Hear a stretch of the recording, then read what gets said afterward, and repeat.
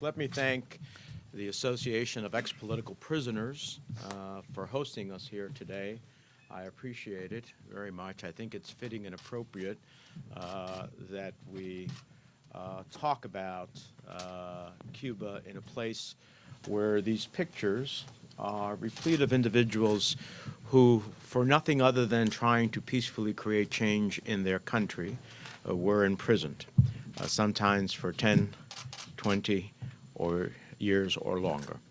And many of them were executed as well.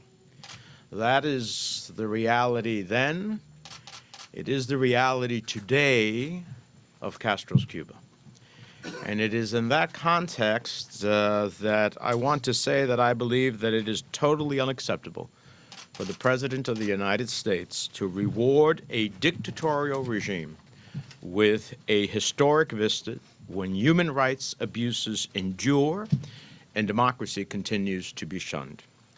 This will mark the first time a United States president is visiting a dictatorship in Latin America since Lyndon Johnson's 1968 visit to Nicaragua, and it's the first presidential visit to Cuba since Calvin Coolidge in 1928.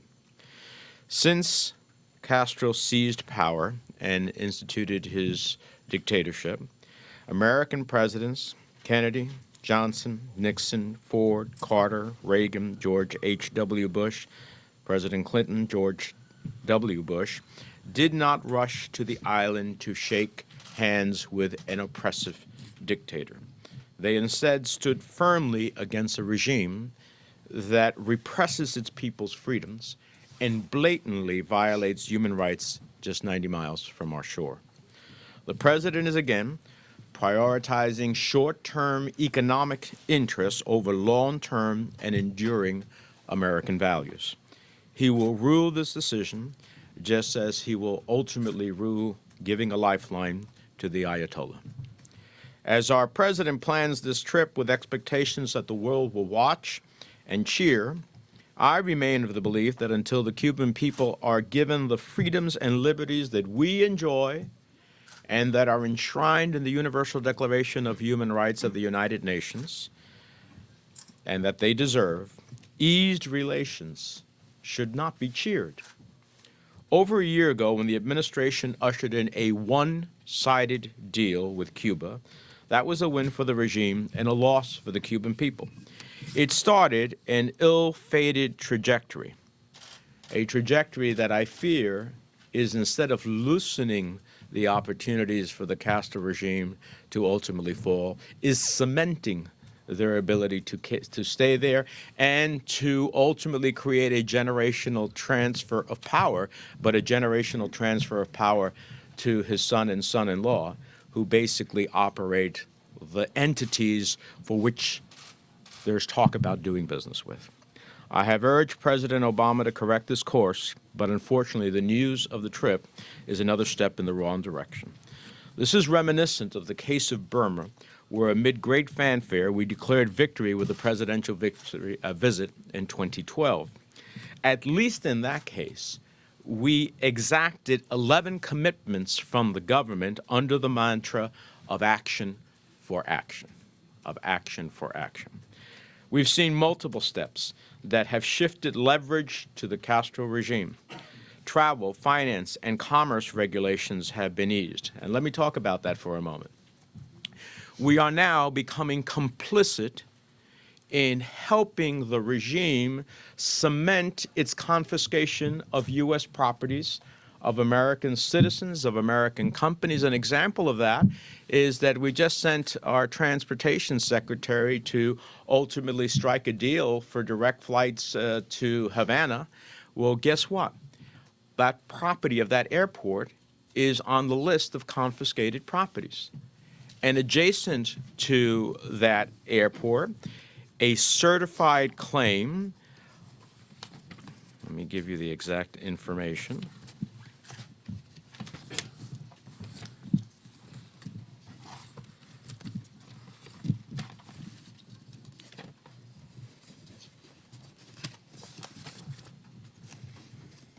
of Starwood Resorts, which has a U.S. certified claim to 500 acres of property adjacent to Havana Airport, including land that is now being used to expand a terminal and runway.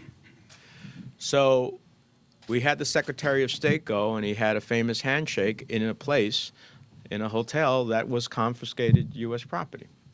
We now have the Secretary of Transportation going, striking direct flights in property that is on this list of U.S. certified claims of confiscated property.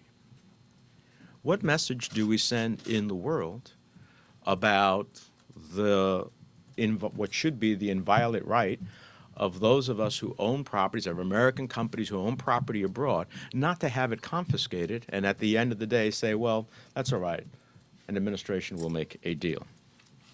Cuba has been removed from the state sponsor of terrorism list, and an embassy has been opened.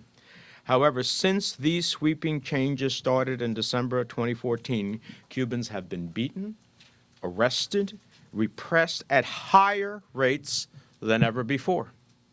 The Cuban Commission for Human Rights, which is an entity inside of Cuba, who documents what happens to those who advocate for human rights and democracy inside of the island, documented over 900 political arrests by the Castro regime in the month of December 2015, and 1,400 in January of this year.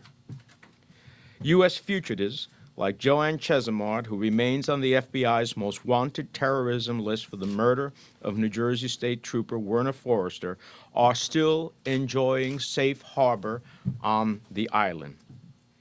And in that regard, I appreciate the sheriff and members of law enforcement. And I just want to bring your attention to a letter that the State Troopers Fraternal Association of New Jersey sent, which says, and I'll quote in part of it, this is by Chris Burgos, who is the president of the State Troopers Fraternal Association of New Jersey. He says, "Dear Mr. President, upon hearing of your planned trip to Cuba and meeting with the Castro regime dictatorship in March of 2016, I must remind you that what has been forgotten by you and your administration is that dozens and dozens of U.S. fugitives of justice remain harbored in Cuba, given safe haven by the regime. I implore you to demand the return of these fugitives to U.S. soil to face justice, including one of America's most wanted, Joanne Chesimard, a convicted murderer of New Jersey State Trooper Werner Forrester in 1973. She has yet to serve out her full sentence for this brutal crime, and it is only right that Chesimard, as well as others being protected by the Cuban regime, be returned before the store is given away." And we see that not a penny of the $6 to $8 billion in outstanding claims by American citizens and businesses for properties confiscated by the Castro regime has been repaid.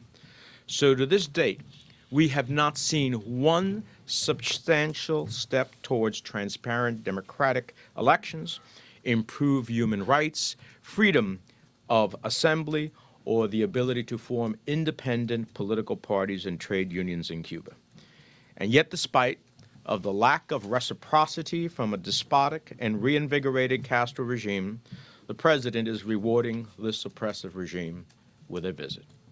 In the case of Cuba, we should at very least expect that Joanne Chesimard will step off Air Force One with U.S. Marshals.